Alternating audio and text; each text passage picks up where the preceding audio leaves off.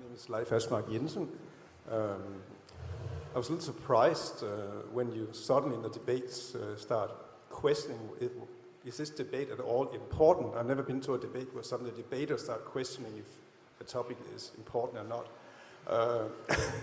So I actually have a question. Can you give some examples of what you consider important in your life and then give us a reason why is that important at all? Well, I think here's some important questions.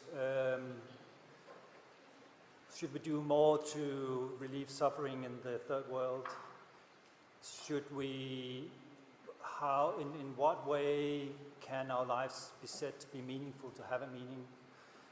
In what way is morality binding? Why should we be moral beings?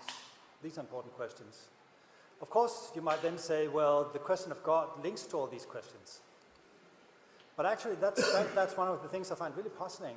I mean, hearing this explanation about how the world came about, why exactly does it show that morality is binding? That you ought to be a moral person? I mean, you hear this story about how the universe was created 6 billion years ago by a bodiless mind that created an act of will. Why does that show that you ought to be a moral being? There's a large number of steps missing here. As we all, maybe you have an explanation, but you know, I mean, I think that the question of why we ought to be moral beings is a very, very important one, and has been discussed immensely in philosophy. Most philosophers who have discussed that question since Kant and before that have not resorted to the traditional view of saying that we ought to be moral beings because God has laid down the moral rules and he'll punish us if we are not moral beings. That's one traditional answer, of course, but it's an answer which most philosophers have not accepted, though of course some have, so it's a matter of controversy. But these are important questions. Yeah. So why do you think they're important? Why do you think it's important to minimize suffering in the third world? Why do you think it's important to have moral issues? Why? Well, now you're sort of imputing things I didn't say. I said it's an important question whether we should do it. Because, you know, don't you think so? I mean, don't you think that's an important question? I'm asking you. I think it's important because, well, I think human suffering and human happiness is important. If you're asking me to give a kind of presuppositionless argument that terminates in the conclusion that human suffering is important, then I think that's actually pretty difficult. So I'm very convinced that human suffering is important, but it's hard to come up with a non-question begging argument that human suffering is important. And now you're smiling because now I need God. Yeah. No, I don't think so. I think this is a genuine philosophical issue that we ought to think about. And when we think about it seriously, then, I mean, I don't find myself consoled by trying to address that very important problems by simply saying there's this very obscure being that is explaining all this. Thank you. Anybody who doesn't think that the question of the existence of God is important, I think needs to take a heavy dose of French existentialist philosophy. Read the atheist French philosophers like Jean-Paul Sartre and Albert Camus, who thought that in the absence of God, life is absurd, without meaning, value, or purpose. I have never read a more poignant description of the human predicament than in the writings of authors like these. Or Friedrich Nietzsche, the 19th century atheist who proclaimed the death of God and predicted the advent of nihilism once this realization was widespread. I think these authors provide a very, very gripping analysis of the human predicament in the absence of God, and therefore it's just absolutely vital that each of us think hard about this question, because every day we wake up, we answer by how we live, whether or not we think objective moral values exist, there's meaning in life, there's purpose to my existence, and so forth. These questions are unavoidable. Thank you. And do we have another question over here? Yes? Good evening. I'm Morten. And yes, you just said that the question of whether God exists is an important one. Could you tip that? Oh, sorry. Yes. and an essential one. And I fail to see that. So could I need you to enunciate a little more clearly. Okay, so I fail to see why is the question whether God exists an important or essential question. Could you give a dumbed-down version of why is that? Yeah, yes. Why is it important? Well, because let's assume that the God of Christian theism exists.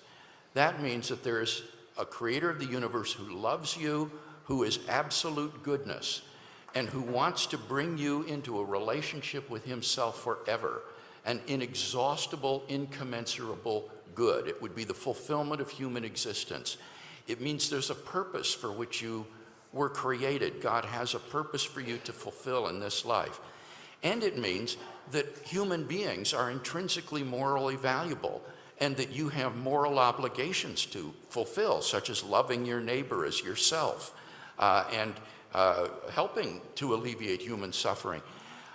So there are profound implications if this is true. Now, on the other hand, if atheism is true, then it's very hard to see why there's any purpose in life. On atheism, the universe is destined to extinction in the heat death of the universe. As the universe expands, all the stars and the galaxies will burn out, and matter will degenerate into black holes and dead stars.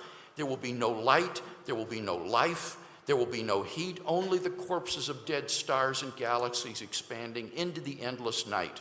It will be a universe in ruins. There is no purpose for which the universe exists, no purpose for which you exist. Moreover, there's no meaning to your life, ultimately. It doesn't matter what you do, because whatever you do will all end up the same, in extinction. And it's hard to see on naturalism why there would be any objective moral values, why people would have intrinsic value. We're just basically relatively advanced primates, which have evolved on this speck of solar dust called planet Earth. And it's hard to see why you would have an obligation to love other primates of your species, or to do them good, or not to act in your self-interest in certain cases. So these lead to just radically different views of how you will live your life, depending on whether or not God exists. Thank you. Can I make a comment? Yes, you can. It's fine with you. Okay, you can make Okay. a short Thank comment. you. Yes.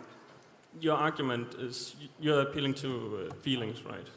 No, no, goodness well, sake. okay. Can I continue? How is talking about the heat death of the universe and the Yes, extinction yes. of the human race So appeal to feelings? That's a scientific fact about how things are going to end up. I believe that. What I meant was that I fail to follow your argument because I think that I should feel a void inside me if God doesn't exist. You should what? Feel a void inside of me. Well, now that's an appeal to feelings. You're the one appealing to feelings, not me. You should feel a void, and you don't. Sorry? You say you should feel a void, and you apparently don't. I don't, because, what if there's nobody loving me? Well, most of the time I love me, and if I don't, then my family does, and my friends. So I don't see the necessity for God through that. I should feel that there's a need for God. It seems to be an argument. I don't know. I mean, Nietzsche said that people may not feel the need for God because they can render themselves oblivious to this. Pascal said the same thing. By occupying ourselves with activities and entertainment, we don't think of the absurdity of life and the meaninglessness that surrounds us. I think it takes serious philosophical reflection on these matters to realize them, and the mass of humanity often don't pause to seriously think about the implications if there is no God, or if there is a God. But they're vastly different, as I think I illustrated. And so whether you feel a void or not is more a matter of your personal psychology than whether or not these worldviews have drastically different implications for human beings. Thank you very much. Comment. I'd like to comment on it. I mean, so the question is, why is the question whether God exists important at all?